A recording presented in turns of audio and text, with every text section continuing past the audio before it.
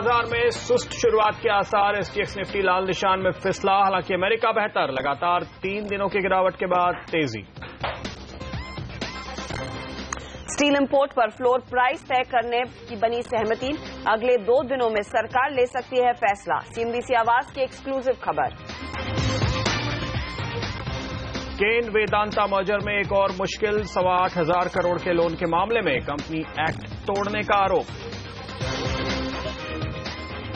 मारुति के गुजरात प्लांट में एक और अड़चन, 5 बड़े म्यूचुअल फंड भी प्लांट के विरोध में छोटे निवेशकों के साथ आए।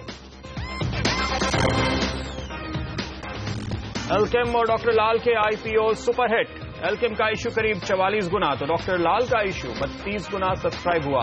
रिटेल से भी शानदार रिस्पॉन्स। आज शाम आएंगे आईआईपी ग्रोथ के आंकड़े, अक्टूबर में 7.25% ग्रोथ का अनुमान। और 260 करोड़ रुपए की कमाई के साथ फोर्ब्स इंडिया सेलिब्रिटी लिस्ट में शाहरुख बने नंबर 1। करीब 200 करोड़ रुपए के साथ सलमान खान दूसरे पायदान पे।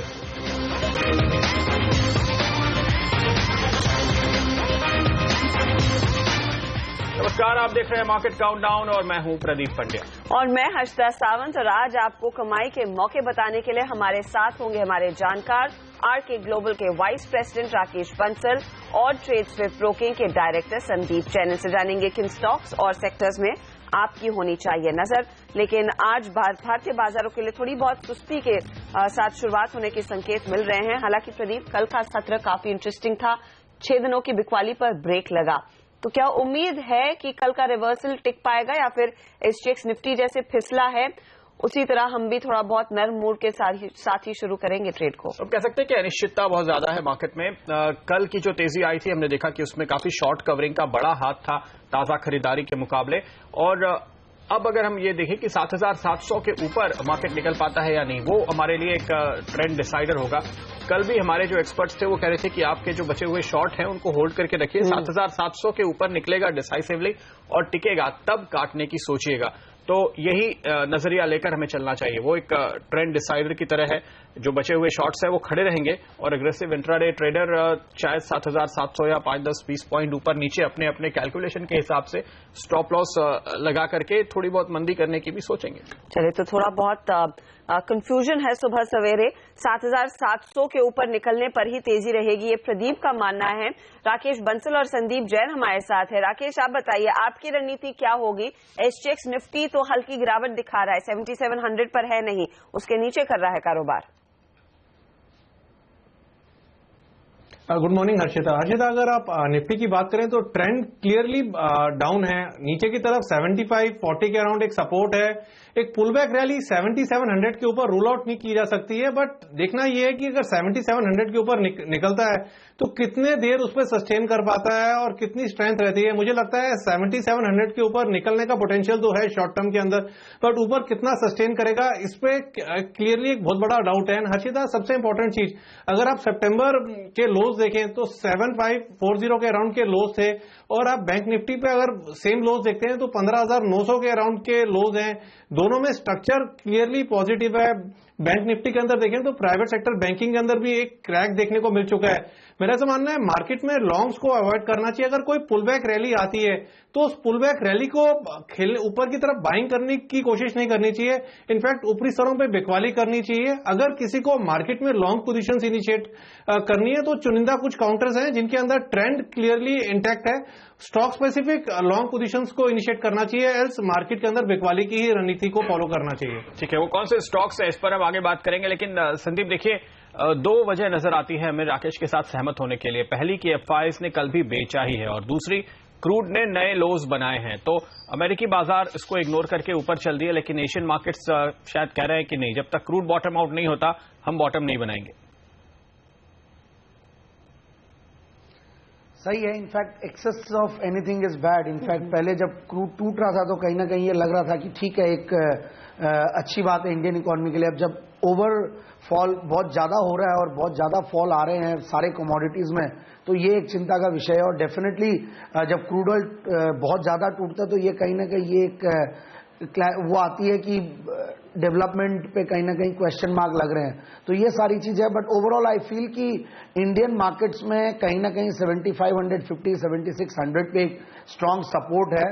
और देखिए जैसा कि नेक्स्ट वीक है, फेड की रेट है, अगर कोई वहां पे सरप्राइज ऐसा आ जाए, हालांकि it will be too bold for me to say that, but कहीं अगर कुछ आ जाए, जैसे कि आज मैं पढ़ रहा था कहीं पे कि नोबेल लॉरेट ने इस तरीके से कहा कि रेज ना करे रेट्स को, अगर फेड नहीं करे तो ज्यादा अच्छा होगा।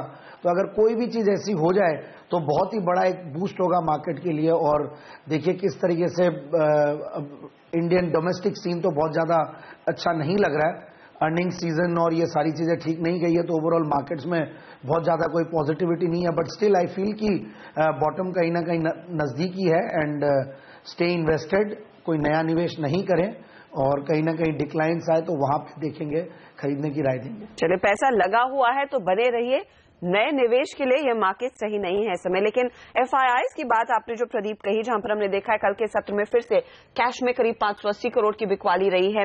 लेकिन मैं वायदे बाजार के नंबर्स पढ़ रही थी, इंडेक्स फ्यूचर्स बेचे गए हैं, स्टॉक फ्यूचर्स में बिकवाली हुई है, अगर कुछ खरीदारी का आंकड़ा आया है वो ऑप्शंस में ही देखने को मिला है। अब इसे क्या संकेत मिलना चाहिए, क्योंकि कहीं ना कहीं कल तो उम्मीद थी कि कुछ शॉर्ट कवरिंग देखने को मिली है मार्केट में। देखिए, आप मार्केट में ये मान के चल सकते हैं कि एफआईआईज के आंकड़े आपको हर रोज देखने की जरूरत अब है नहीं। कैश हर रोज 500-600 करोड़ से नेगेटिव होता है, तो जिस तरह से कंसिस्टेंट बिकवाली हो रही है उसका मतलब है कि ये सप्लाई बहुत क्लियर है। जिस तरह से हमें अंदाजा है कि सॉवरेन वेल्थ फंड्स लगातार रिडम्पशन कर रहे हैं और दूसरे इमर्जिंग मार्केट फंड्स पे बड़ा रिडम्पशन चल रहा है, तो उसके सामने जहां हम हेडलाइंस के तौर पे सुनते हैं कि मल्टीलेटरल एजेंसीज हैं या एफआईआईज हैं, वो कुछ ब्रोकरेजेस कहते रहते हैं कि India is the fastest growing economy, लेकिन वो रुपए में कहीं ट्रांसलेट नहीं हो रहा है या डॉलर में कहीं ट्रांसलेट नहीं हो रहा है, ये कह सकते हैं। तो ये बिकवाली का रुख लगातार जारी है और इसमें कहीं कोई चेंज होता हुआ नजर नहीं आ रहा। ये सबसे बड़ी अड़चन है मार्केट के लिए। जब तक ये सिचुएशन बरकरार रहती है, आपको बहुत ही मुश्किल होगा, जो ऊपर की तरफ हर्डल की हम बात कर रहे हैं, ट्रेडर्स का कॉन्फिडेंस कैसे बनेगा 7700 के ऊपर, ये देखना जरूरी है। अगर एफआईआईज का यही रुख बना रहता है तो बहुत मुश्किल होगा मार्केट के लिए उस रेजिस्टेंस को पार करना। और इसीलिए आज ये बात बेहद जरूरी है कि आप मार्केट में अपनी स्ट्रैटेजी बनाने से पहले ये देखें कि मार्केट उस लेवल के ऊपर निकलता है और स्टेबलाइज होता है या नहीं, क्योंकि मार्केट ओवरसोल्ड जरूर है, लेकिन एफआईआईज इस ओवरसोल्ड मार्केट में भी बेच रहे हैं। और साथ ही ये जो कॉल और पुट में जो पोजीशंस बनती हुई दिखाई दे रही है, स्पेशली 7600 के पुट में हमने देखा है 5 लाख शेयर जो जुड़ते हुए दिखाई दिए हैं। कॉल में हमने देखा है ज्यादा एक्शन, 7700 बेचा गया है, ऐड हुआ है लगभग 4.5 लाख शेयर। क्या ये ब्रॉड रेंज पर उभर कर आएगी, क्योंकि ये 100 पॉइंट का दायरा है और लगातार हमारे जानकार कह रहे हैं कि 7500 एक इम्पोर्टेंट सपोर्ट है। यहाँ पे एक बात ध्यान देने वाली है कि अभी हमें इस सीरीज में एक लंबा वक्त देखना है, 2 हफ्ते से ज्यादा, और ऐसी स्थिति में अगर आपको मेजर एक्शन 100 पॉइंट के रेंज में दिख जाए तो मुझे लगता है कि यहाँ पे कोई आर्बिट्राज स्ट्रैटेजी प्ले आउट होती हुई नजर आ रही है, ना कि ये मार्केट का इंडिपेंडेंट व्यू बता रहा है। क्योंकि अमूमन आपको इतने पहले जो एक्शन दिखता है वो 200 पॉइंट या 300 पॉइंट ऊपर नीचे दिखना चाहिए, कम से कम 200 पॉइंट ऊपर नीचे दिखना चाहिए। तो ये रेंज थोड़ी सी इसी तरफ इशारा कर रही है कि यहाँ पर फिलहाल एफआईआईज या कुछ बड़े खिलाड़ी जो हैं वो सोच समझकर स्ट्रैटेजी बनाकर कहीं प्ले कर रहे हैं। राकेश, क्या लगता है आपको, क्या आप सीरियसली इस बिल्डअप को एक सपोर्ट या रेजिस्टेंस के तौर पर देखेंगे? नहीं, अगर सीरियसली आप सपोर्ट की बात करते हैं तो ऐसा नहीं लगता है कि 7500 के अराउंड को बहुत बड़ा सपोर्ट है। जिस तरीके से मार्केट का टेक्निकल स्ट्रक्चर है, एक pull back rally short term में रूल आउट नहीं की जा सकती है, बट डेफिनेटली चांसेस हैं मार्केट जो है, निफ्टी जो है 7500 के सपोर्ट को डिसाइसिवली तोड़ने का अटेम्प्ट कर सकती है। बड़ा कॉशियस होके ट्रेड करना चाहिए। एंड सबसे अच्छी चीज जो मार्केट के लिए प्रदीप जी लगती है, टेक्निकली अगर हम मार्केट को देखें तो पैनिक जैसी सिचुएशन लगती है और ऐसा लगता है कि बहुत बड़ी गिरावट कहीं देखने को मिलेगी। बट उसको अगर आप दूसरे रूप में देखें, जब भी टेक्निकली मार्केट में काफी पैनिक जैसी सिचुएशन होती है तो अक्सर पाया गया है कि बॉटम उसी के आसपास कहीं लगता है। तो ये चीज सिर्फ पॉजिटिव लग रही है। मेरा ऐसा मानना है कॉशियसली ट्रेड करना चाहिए। निफ्टी अगर 7800 के ऊपर निकलता है तब ऐसा माना जा सकता है, टेक्निकली मुझे लगता है कि बॉटम लग चुका है और तब बाइंग करनी चाहिए। चले उन डिप्स पर बॉटम पर आपको खरीदारी करनी चाहिए, उससे पहले नहीं। और ये लगातार राकेश कह रहे हैं, लेकिन कौन से सेक्टर्स फोकस में रहेगा? हमारी एनालिसिस ये है कि स्टील कंपनियां सबसे पहले रेडार पर रहेंगी, क्योंकि यहाँ पर सरकार एक मिनिमम इंपोर्ट प्राइस तय कर रही है। इसके अलावा कई फार्मा कंपनियों को एक तो यूएसएफडीए की ओर से ऑर्डर मिला है, कुछ कंपनियों के लिए एफआईआई लिमिट बढ़ती हुई दिखाई दी है, और रेलवे कंपनियां, क्योंकि एक बहुत बड़े कंसोर्शियम को एक लगभग 2400 करोड़ का ऑर्डर मिलता हुआ दिखाई दिया है। इसके अलावा संदीप आप बताइए, कौन से स्टॉक्स या सेक्टर्स स्पेशली आप फोकस में रखेंगे आज के सत्र में? देखिए, मुझे कहीं ना कहीं जो सेक्टर्स अच्छे लग रहे हैं, बैंकिंग ठीक लग रहा है, क्योंकि बहुत ज्यादा करेक्शन आ चुका है और काफी एक स्ट्रांग सपोर्ट पे इनफैक्ट बैंक निफ्टी खड़ा है। तो मुझे ऐसा लगता है कि बैंक निफ्टी में कुछ किया जा सकता है। इनफैक्ट पर्टिकुलरली एसबीआई संभाव ऐसा लगता है कि अपने 1000 दिन का जो मूविंग एवरेज है उसके आसपास है, और चीजें कहीं ना कहीं इतनी बुरी भी नहीं है कि इस तरीके से पिटाई हो स्टॉक्स की, और कहीं ना कहीं सपोर्ट लेता हुआ दिख रहा है। फिर मुझे ऐसा लगता है कि एसकेएस माइक्रो फाइनेंस, इनफैक्ट जो नॉन बैंकिंग फाइनेंस कंपनीज है उनमें से पर्टिकुलरली एसकेएस माइक्रो फाइनेंस मैंने स्टॉक्स के हिसाब से भी चुना है। फिर ऑटोमोबाइल कंपनीज, वहां पे भी थोड़ी सी लगती है कि कहीं ना कहीं अब डाउनसाइड बहुत ज्यादा नहीं होनी चाहिए, बट ओवरऑल सर्टेनली मार्केट्स के साथ सारे सेक्टर्स चलेंगे। एंड अगेन आईटी, जिस तरीके से डॉलर में स्ट्रेंथ आई है तो समाव आईटी तो सर्टेनली एक रेजिलियंस दिखाएगा, और एफएमसीजी भी कहीं ना कहीं ये है कि डिफेंसिव बेट के हिसाब से सर्टेनली मेरे हिसाब से इनके साथ जाना चाहिए। तो ये चार, और हाउसिंग फाइनेंस कंपनीज पर्टिकुलरली मुझे ऐसा लगता है कि वहां पे भी बेट लगाया जा सकता है। चले, फाइनेंशियल स्टॉक्स पर भी बेट लगाया जा सकता है, वहां पर अपॉर्चुनिटी साफ दिख रही है संदीप को। इसके अलावा एफएमसीजी काउंटर्स और टेक्नोलॉजी काउंटर्स, यानी कि स्टॉक स्पेसिफिक एक्शन ढेर सारा देखने को मिलेगा, और उन तमाम स्टॉक्स पर हम आएंगे जरूर, बात करेंगे कि कहां पर आज आपको मौका दिख रहा है खरीदारी या फिर बिकवाली का। लेकिन फटाफट निफ्टी की चाल कैसी रहेगी, इस पर हमने जो जानकारों से राय ली है वो आपके सामने लेकर आते हैं। 5 जानकारों से हमने बात की है। वैशाली पारेख कह रही है कि आप निफ्टी में तेजी की पोजीशन लेकर चलें, 7750 का टारगेट, स्टॉप लॉस 7650 का। लेकिन वहीं मनीष शर्मा डेरिवेटिव एनालिस्ट कह रहे हैं 7780 के टारगेट और 7640 के स्टॉप लॉस के साथ आपको निफ्टी में तेजी करनी चाहिए। और हेमंत कपाड़िया भी तेजी के ही फेवर में है, 7830 का टारगेट इन्होंने दिया है, वहीं स्टॉप लॉस 7655 का। राजेश तात्पुते मंगल किशोर सिक्योरिटीज के 7740 के टारगेट और 7600 के स्टॉप लॉस के साथ तेजी की सलाह दे रहे हैं। हालांकि यहां पर आपको स्टॉप लॉस काफी नीचे का दिखाई देगा। हालांकि मनोज सचदेवा बिकवाली के फेवर में है, उनका मानना है कि बाजार फिसलेगा, 7580 का टारगेट रखें और आपका स्टॉप लॉस रहेगा 7770 का।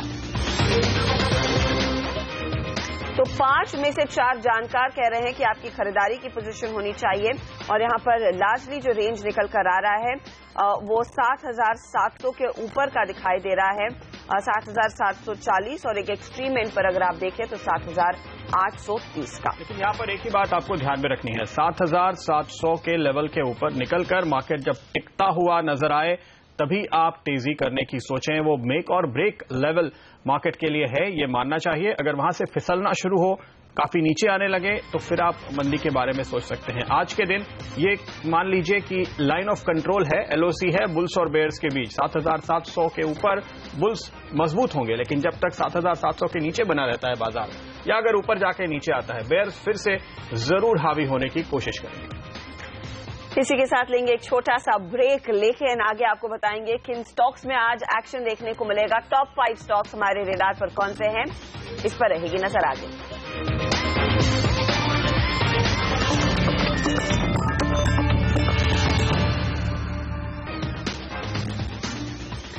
आप देख रहे हैं मार्केट काउंटडाउन, और फोकस रहेगा अब शेयरों पर। लेकिन सबसे पहले आपको बता दें, सीबीसी आवाज के हाथ जो एक्सक्लूसिव खबर लगी है, घरेलू स्टील इंडस्ट्री को जल्द बड़ी राहत मिलने वाली है।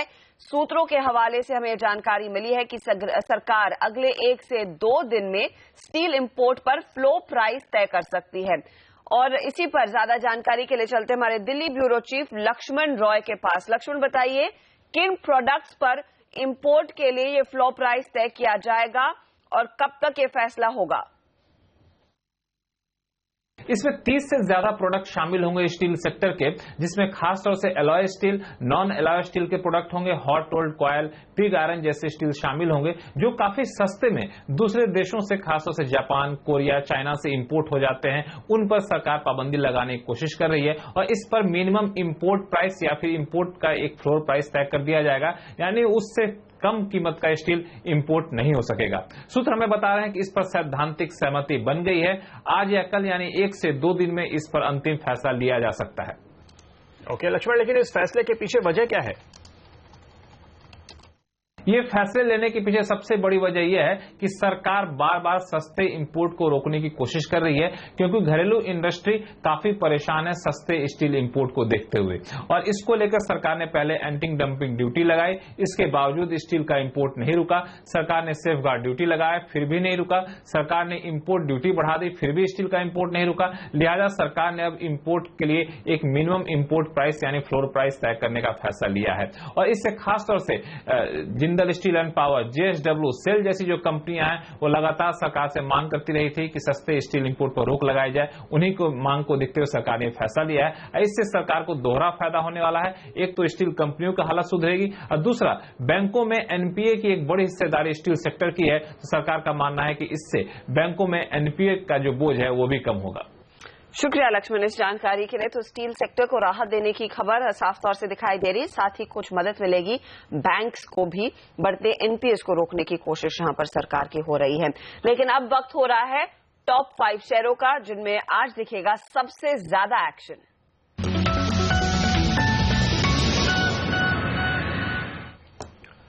और पहला स्टॉक जिस पर नजर होगी वो है टेक्समैको रेल। हिताची के कंसोर्शियम को करीब 2400 करोड़ रुपए का ऑर्डर मिला है और इस कंसोर्शियम में टेक्समैको भी शामिल है। डेडिकेटेड फ्रेट कॉरिडोर कॉरपोरेशन की ओर से ये ऑर्डर मिलता हुआ नजर आया है। तो इस स्टॉक पर आज हम जरूर नजर रखेंगे। कल सारे रेलवे स्टॉक्स में इनफैक्ट मूवमेंट था। वहीं स्टील कंपनियों पर भी नजर रहेगी। जैसे हमने आपको बताया, हमें एक्सक्लूसिव जानकारी मिली है कि सरकार मिनिमम इंपोर्ट प्राइस तय करने वाली है और 30 स्टील प्रोडक्ट्स के फ्लोर प्राइस तय किए जाएंगे। इसमें आप देखिए तमाम स्टील कंपनियां, चाहे वो टाटा स्टील हो, भूषण स्टील जैसी छोटी कंपनियां, जिंदल स्टील एंड पावर, इन सब पर नजर आपकी होनी चाहिए। नजर होगी केन वेदांता पर भी, क्योंकि केन और वेदांता के मर्जर की राह में एक और मुश्किल आ गई है। 8,200 करोड़ के लोन के मामले में छोटे निवेशक कोर्ट पहुंचे हैं। दरअसल वेदांता केन से लोन लेकर अपने कुछ दूसरे कर्ज चुकाना चाहता है और इसी मामले में ये अब कोर्ट में पहुंचते हुए नजर आए हैं छोटे निवेशक। वहीं मारुति के लिए थोड़ा बहुत बुरी खबर निकल कर आ रही है, क्योंकि 5 बड़े म्यूचुअल फंड भी अब गुजरात प्लांट के विरोध में खड़े हो गए हैं। State SBI mutual fund, ICICI prudential mutual fund, HDFC mutual fund, Reliance mutual fund, ये दिग्गज म्यूचुअल फंड हैं जिन्होंने इस प्लांट का विरोध किया है। और वहीं नजर होगी टाइटन पे, जहां विदेशी निवेशक अब 35% तक हिस्सा ले सकते हैं। RBI ने ये छूट दी है इनको, तो FII निवेश की सीमा बढ़ने का फायदा मिल सकता है। ट्रेडिंग के लिहाज से शिल्पा मेडिकेयर में भी 30% तक हिस्सा लेने की इजाजत बनती हुई नजर आई है। सितंबर तिमाही तक FII का हिस्सा यहां 15% में था।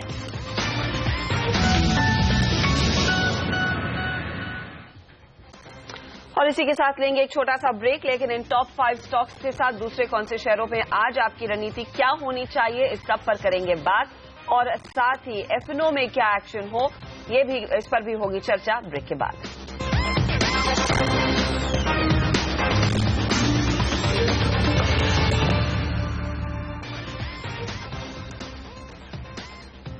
आप देख रहे हैं मार्केट काउंटडाउन। हमारे साथ हैं आज कार्यक्रम में शामिल राकेश बंसल और संदीप जैन। और अब बात करते हैं उन स्टॉक्स की जिनमें आज पूरा एक्शन देखने को मिलेगा। और संदीप, सबसे पहले CNBC आवाज की जो एक्सक्लूसिव खबर है कि सरकार स्टील के इंपोर्ट पर एक न्यूनतम प्राइस तय करने वाली है।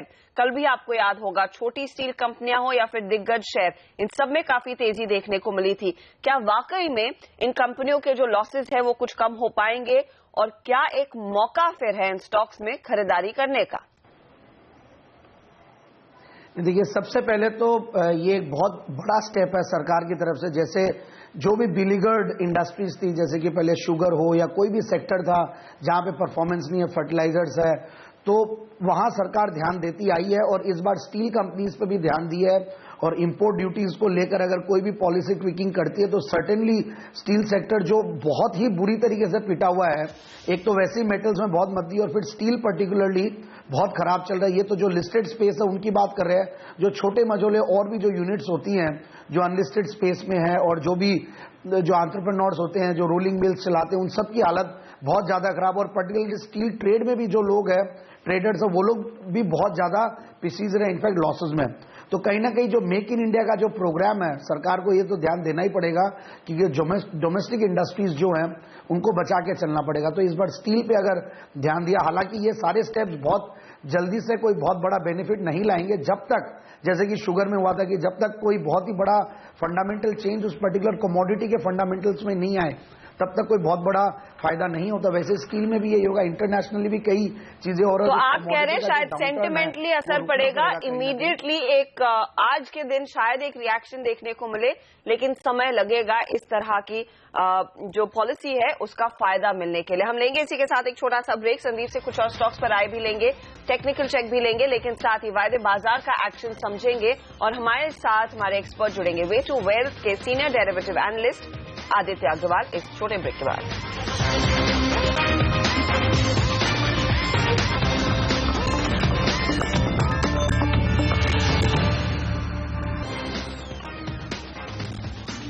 स्वागत है आपका एक बार फिर हमारे साथ। हमारे दोनों एक्सपर्ट्स बने हुए हैं राकेश और संदीप।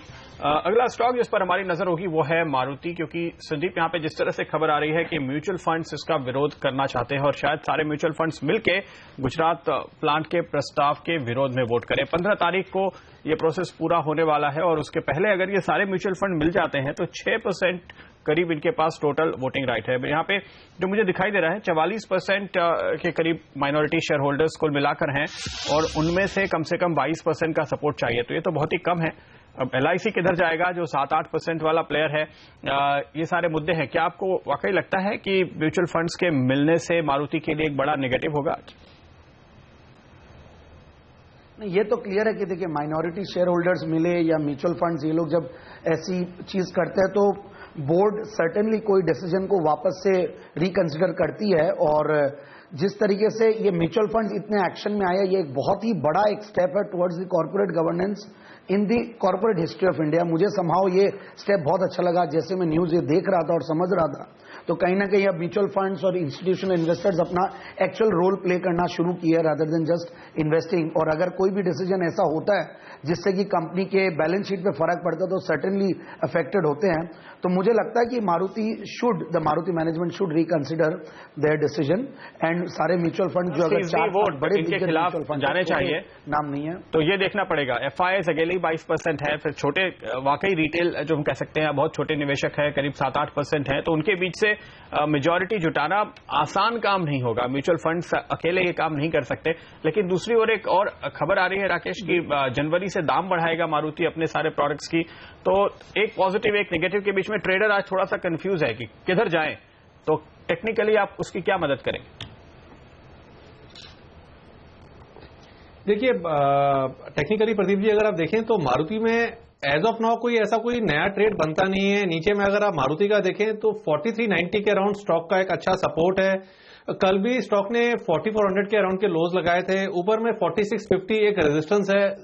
जो मारुति है इस रेंज में ट्रेड कर रहा है। बट अगर किसी को न्यूज बेस्ड ट्रेडिंग करनी है, जैसे अभी आप स्टील स्टॉक्स का जिक्र कर रहे थे, तो स्टील स्टॉक्स में नीचे में सपोर्ट लिया हुआ है। और टेक्निकली अगर हम स्टील स्टॉक्स को देखें तो एक mid cap steel stock Kalyani steel सबसे बेहतरीन टेक्निकल पैटर्न है। और मुझे लगता है कि कल्याणी स्टील शायद पहला मेटल काउंटर होगा जो कि एक नया लाइफ टाइम हाई लगा 52 वीक हाई लगा सकता है। इन स्तरों पर कल्याणी स्टील में बाइंग की जा सकती है ट्रेडिंग के नजरिए से। तो यहाँ पर मारुति में एक डिफिकल्ट कॉल है किसी तरह की पोजीशन लेना, लेकिन मेटल्स की हम बात कर रहे थे, कल्याणी स्टील राकेश के रेडार पर है, वहां पर तेजी की राय आ रही है। एक और स्पेस जो कल काफी एक्टिव थी और यहाँ पर आज खबरें भी साफ हैं, वो है रेलवे काउंटर्स। अब टैक्स रेल फोकस में रहेगा क्योंकि हिताची के कंसोर्शियम को डेडिकेटेड रेल फ्रेट कॉरिडोर में लगभग 2400 करोड़ का ऑर्डर मिला है और उस कंसोर्शियम में टैक्स रेल भी शामिल है। कितनी और बढ़त आएगी? स्टॉक कल वैसे भी 5% से ज्यादा भागा है। राकेश, कौन सा शेयर आपको लग रहा है ज्यादा तेजी दिखाएगा? टैक्स रेल जहां पर खबरें हैं या फिर टीटागढ़ कालिंदी रेल जो कल भी भागे थे? देखिए हर्षिता जी, नो डाउट टेक्समेको रेल का टेक्निकल स्ट्रक्चर काफी स्ट्रांग है और स्टॉक का 130 पर एक अच्छा बेस है और स्टॉक में मेरे को ऐसा लगता है कि बाय बजट रेल बजट तक 165, 160 के लेवल्स इसके अंदर डेफिनेटली देखने को मिल सकते हैं। टीटागढ़ वैगन की बात करें, टेक्निकली इसका भी चार्ट पैटर्न काफी बेहतरीन है। नीचे में 132, 131 एक अच्छा सपोर्ट है और शॉर्ट टर्म के अंदर अगले एक महीने के अंदर इसमें 172 के लेवल्स देखने को मिल सकते हैं। डेफिनेटली इन स्टॉक्स के अंदर बाइंग की जा सकती है। कालिंदी रेल की बात करें, इसमें भी टेक्निकल स्ट्रक्चर काफी स्ट्रांग है। इसमें भी 130 के अराउंड स्टॉक में एक अच्छा सपोर्ट है और 162, 163 तक की रैली इसमें देखने को मिल सकती है। ओके, तो ये भी फिलहाल बनता हुआ नजर आ रहा है। वक्त है इजाजत लेने का। यहाँ पर संदीप, आपसे कोई डिस्क्लोजर्स? कई स्टॉक्स पे डिस्कस किया है, सर्टेनली उन स्टॉक्स को क्लाइंट्स के साथ डिस्कस किया है और क्लाइंट्स की होल्डिंग्स भी हो सकती है, बट मेरा निजी निवेश नहीं है। ओके, शुक्रिया आपका। हमारे साथ राकेश बंसल बने हुए हैं और अब मयूरेश जोशी भी यहां पर जुड़ते हुए। राकेश, एक और स्टॉक पर आपकी राय लेंगे और वो है टाइटन, जहां पर एफआईआईज के निवेश की सीमा बढ़ी है। क्या आज तेजी की उम्मीद देखते हैं?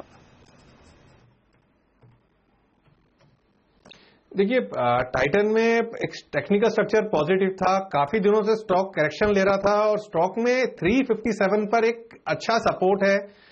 टेक्निकली इसमें एक रैली रूल आउट नहीं की जा सकती है। कल की क्लोजिंग 362 के अराउंड की है। 357 के लेवल्स जब तक इंटैक्ट हैं, स्टॉक का trend, short term, medium term trend, तीनों ट्रेंड्स इसके इंटैक्ट हैं। ऊपर में देखें तो एक रैली टूवर्ड्स 375, 377 देखने को मिल सकती है। चलिए, 365 तक, 75 तक जा सकता है ये स्टॉक। 362 के लेवल्स देखने को मिले थे कल बाजार बंद होते होते। यहाँ पर काफी एक्शन रहेगा। इनफैक्ट शारन बायो एक और छोटी, शिल्पा मेडिकेयर माफ कीजिएगा, इसको भी एफआईआईज सीमा बढ़ती हुई दिखाई दी है। 30% तक का निवेश अब एफआईआईज कर सकते हैं, तो यहाँ पर भी शायद एक्शन बनता हुआ दिखाई देगा। डबल हो गया इनफैक्ट वो एफआईआई निवेश की सीमा। हमारे साथ मयूरेश है। मयूरेश, इनफैक्ट कई ऐसी फार्मा कंपनियां हैं, शिल्पा मेडिकेयर की मैंने बात की, लेकिन दूसरी तरफ आप देखिए ऑरबिंदो फार्मा, जिसके लिए भी पॉजिटिव डेवलपमेंट आई है। इन्होंने यूएस की एक फर्म अकॉर्डा थेरेप्यूटिक्स के साथ एक सेटलमेंट किया है। एक पर्टिकुलर ड्रग एम्पीरा का जेनरिक वर्जन वो 2027 तक लॉन्च करेंगे। और मैं जो पढ़ रही थी, ये एक मल्टीपल स्क्लेरोसिस का ड्रग है और बहुत बड़ा पोटेंशियल है फिर ऑरबिंदो फार्मा के लिए इस तरह के मार्केट में एंटर करने के लिए। कितनी और बढ़त देखने को मिल सकती है, क्योंकि ऑरबिंदो फार्मा पिछले 3 दिनों से लगातार हमने देखा है इनको कुछ यूएस एफडीए की पॉजिटिव न्यूज का फायदा मिला है। Morning Harshita ji, clearly I think जो एक पाइपलाइन की हम बात कर रहे हैं, जो एक पर्टिकुलर ड्रग की आप बात कर रहे हैं, काफी बेनिफिट्स हो सकते हैं कंपनी के लिए। लेकिन इंजेक्टेबल्स बिजनेस कंपनी का ये मानना है कि 18 से 20 इंजेक्टेबल्स अगले 2 महीने 2 वर्षों में रिलीज करेंगे। हाई मार्जिन बिजनेस होता है। एग्जिस्टिंग पाइपलाइन अगर आप देखें तो 384 एप्लीकेशंस की है इन्होंने, हाईली कॉम्प्लेक्स जेनेरिक मार्केट में, और क्लियरली आई थिंक $70 बिलियन के जेनेरिक ऑफ पेटेंट का एक ह्यूज मार्केट पोटेंशियल है। तो क्लियरली मार्केट साइज बिल्कुल है ऑरबिंदो फार्मा के लिए। आरवी मार्केट में एक मार्केट लीडरशिप जैसी पोजीशन है इनकी।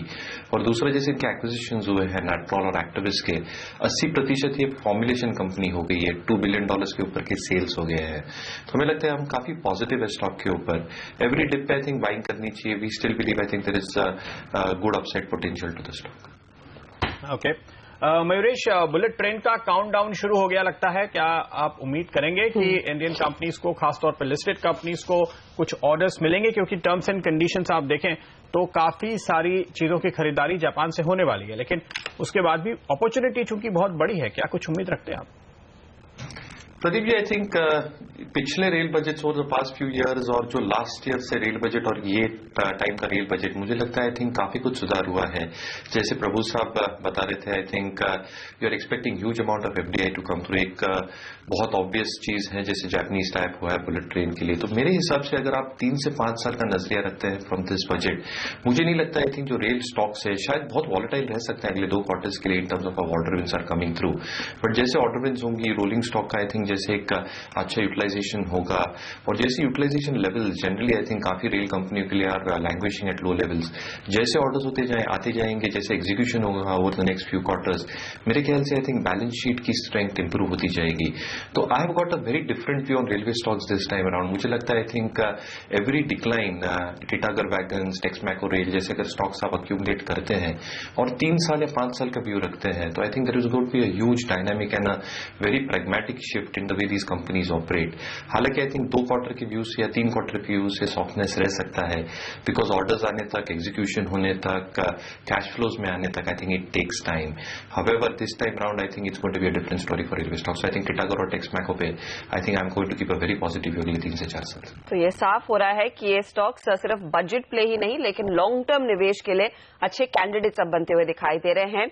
राकेश हमारे साथ बने हुए हैं। राकेश, अब आपकी ट्रेडिंग पोजीशंस में जाना चाहूंगी। कल्याणी स्टील आपका एक टॉपिक आपने कहा, लेकिन ट्रेड के लिहाज से कौन से वो 2 शेयर हैं जिसमें आज आप ट्रेड करेंगे?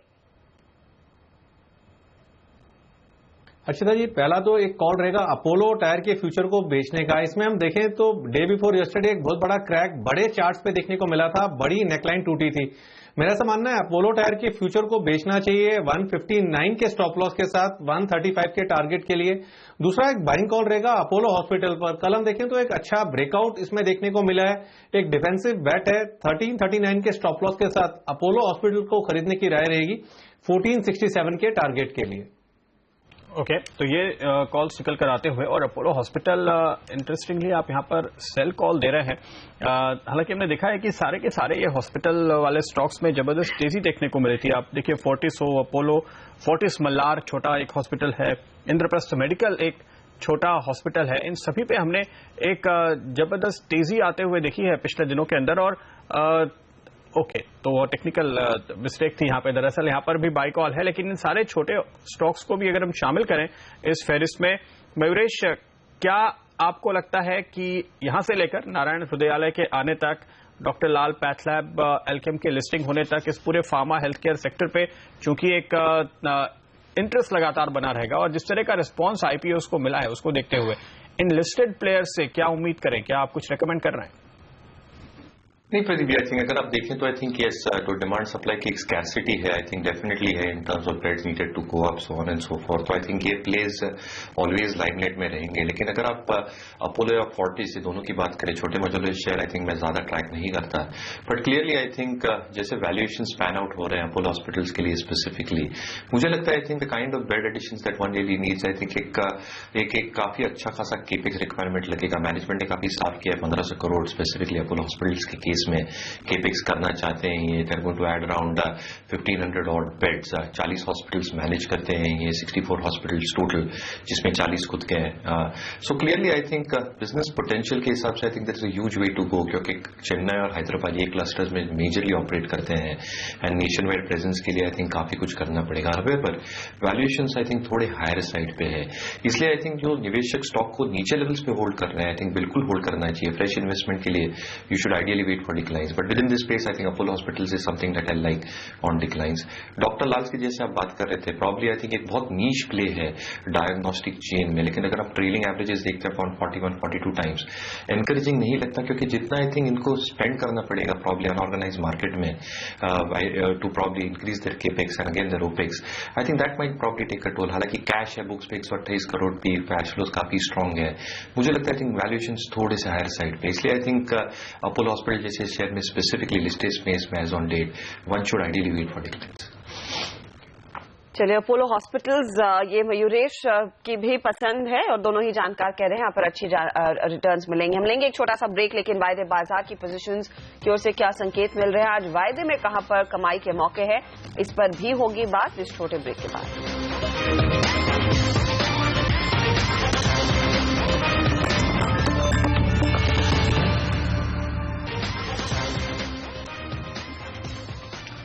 स्वागत है आपका एक बार फिर, और बाजार में आज के लिए क्या संकेत निकल कर आते हैं इस पर हमारी नजर है। एसजीएक्स निफ्टी पर एक बार आपको फिर से नजर डालनी चाहिए, जिसके संकेत हमने देखा शुरुआत में अर्ली मॉर्निंग थोड़े बेहतर थे और उसके बाद धीरे धीरे फिसलता हुआ नजर आया है। 11 पॉइंट नीचे अब भी ट्रेड करते हुए। एशियन मार्केट्स दूसरे भी आप देखिए तो वहां पर आपको ताइवान में दबाव दिखेगा, जापान थोड़ा सा ऊपर दिखेगा, चीन करीब 1% नीचे है।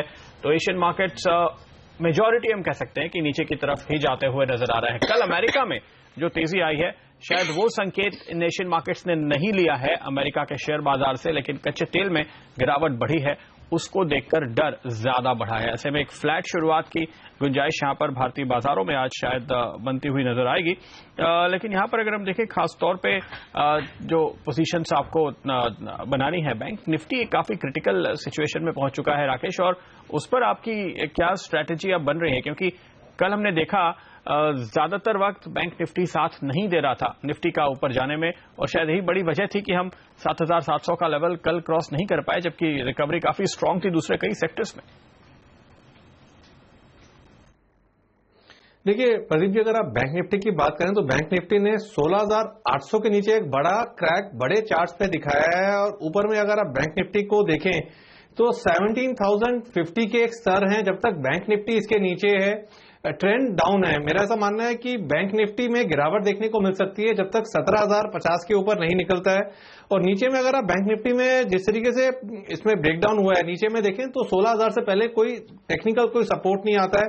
सैलॉन रैली वाला ट्रेंड है इसके अंदर। अगर 17,050 के ऊपर निकलता है तब इसके अंदर लॉन्ग पोजीशंस को इनिशिएट करना चाहिए, एल्स उछाल पे बिकवाली की राय रहेगी।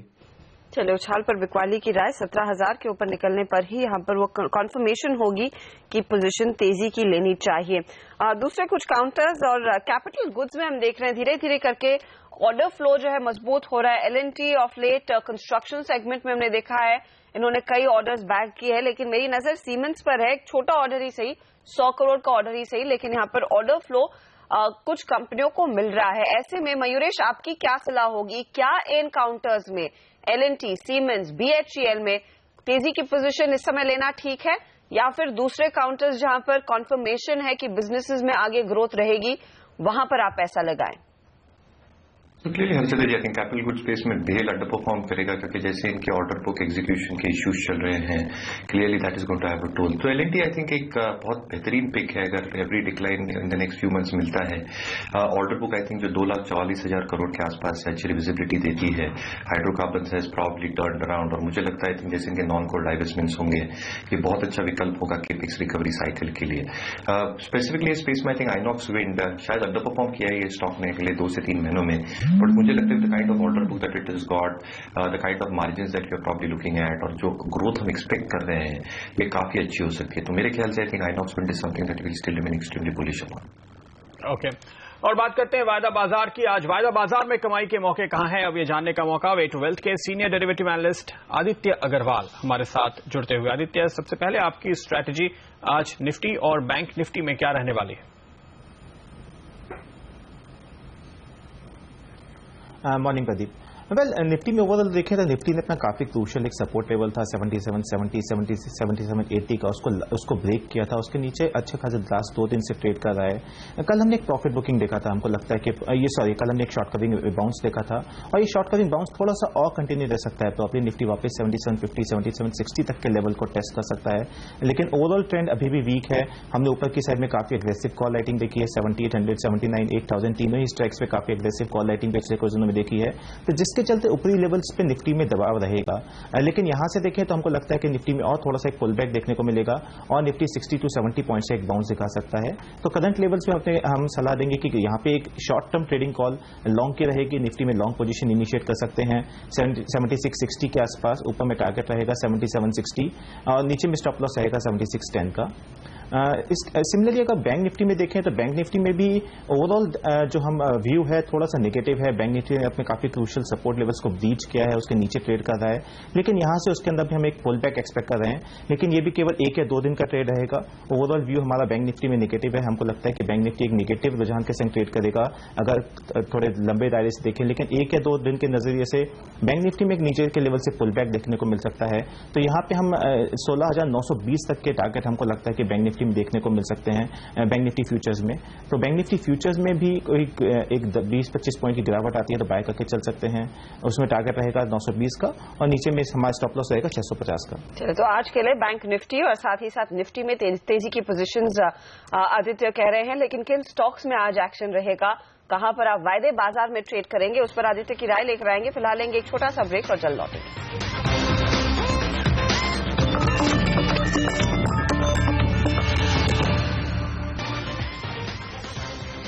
आप देख रहे हैं मार्केट काउंटडाउन। हमारे साथ है राकेश बंसल, मयूरेश जोशी और साथ ही आदित्य अग्रवाल। और आदित्य से ही समझते हैं वायदे बाजार में किन स्टॉक्स में आज आपकी पोजीशन होनी चाहिए, चाहे वो तेजी हो या फिर मंदी के सौदे। आदित्य बताइए, क्या है आपकी पहली पिक?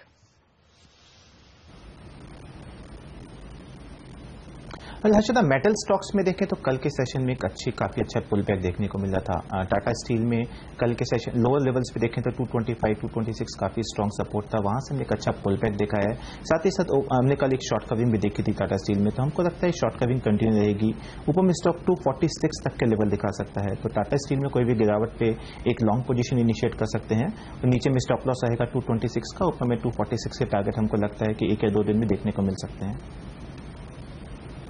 ओके, तो ये एक स्टॉक है। इसके अलावा कोई और भी शेयर्स हैं जहां पर आज आप ट्रेड करने का मौका देखते हैं बाजार में?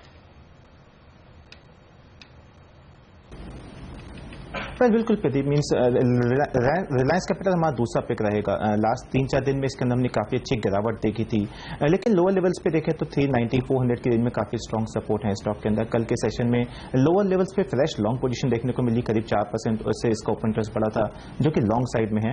तो यहां से हमको लगता है कि रिलायंस कैपिटल काफी एक अच्छा बेट रहेगा अगले कुछ दिनों के लिए। इसमें 426 के टारगेट से शॉर्ट टर्म में बाय करके चल सकते हैं।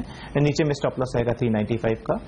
एक स्टॉक रहेगा आदित्य बिरला नोवो, इसके अंदर भी हमको एक काफी बड़ी गिरावट देखी है। ओवरऑल स्टॉक थोड़ा सा एक डाउन ट्रेंड में है, लेकिन यहां से हम एक शॉर्ट टर्म पुल बैक के लिए जरूर इसके अंदर एक लॉन्ग पोजीशन इनिशिएट कर सकते हैं। 1990 के आसपास इसमें एक अच्छे बाइंग की अपॉर्चुनिटी बनती है।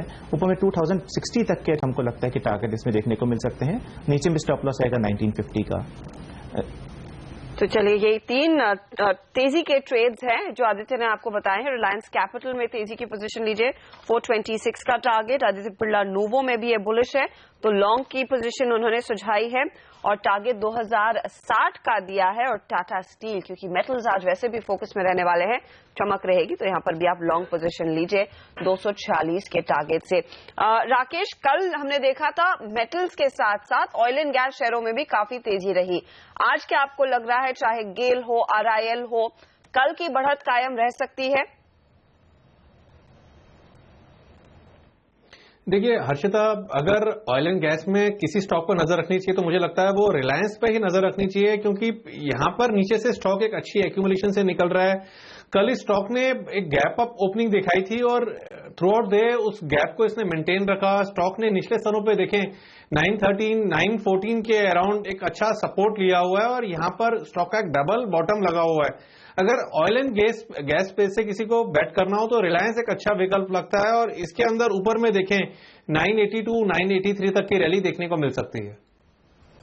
चलिए, तो यहाँ पर आरआईएल में भी अच्छी खासी तेजी की पोजीशंस आप बना सकते हैं। और फटाफट आपको डिस्क्लोजर भी दे दे, जो चैनल आप देख रहे हैं उसका स्वामित्व और प्रबंधन आरआईएल के हाथ में ही है। वक्त हो रहा है इसी के साथ एक छोटे से ब्रेक का।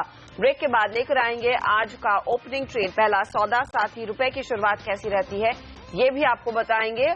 और हर रोज की तरह 9:50 पर हम आपके सामने 5 मिनट पर, माफ कीजिएगा, हम आपके लिए हाजिर करेंगे हमारा जैकपॉट शेयर। तो बने रहिए सीएनबीसी आवाज पर, कमाई के ढेर सारे मौके आपको बताएंगे ब्रेक के बाद।